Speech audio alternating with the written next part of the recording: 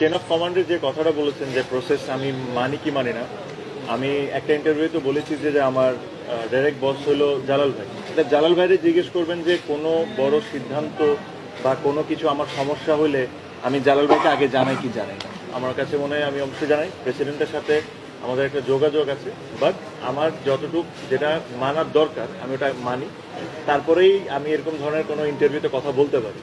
আমি যদি এরকম নাই মানি তাহলে আমি ইন্টারভিউতে এরকম কোনো কথা বলবো না। আর সেকেন্ড কথা হলো এই সাকিব বিষয়ে I think I have spoken more than enough. এটা নিয়ে আমার আর নতুন করার কিছু বলার নেই। আপনারা সবাই জানেন, I have explained it many Times, so I don't think I should explain it again. Okay, last question. Last question. Tamim ইকবালের ইনজুরি নিয়ে আপনাদের মধ্যে এক ধরনের একটা কনফিউশন ছিল। আপনার পত্রিকাতে গণমাধ্যমে কোর্ট এসেছে যে চিকিৎসকরা কোনো কিছু খুঁজে পাচ্ছেন না।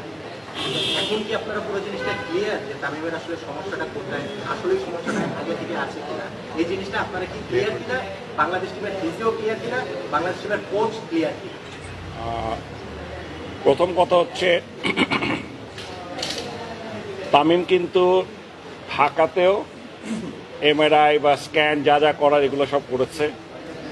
আমার জানা মতে সে ইন্ডিয়াতে গিয়েও একবার করেছে, ব্যাংককে করেছে, সে লন্ডনেও একবার গিয়ে ডাক্তার দেখিয়ে এসছে নিজের থেকে। সো আমি বলছি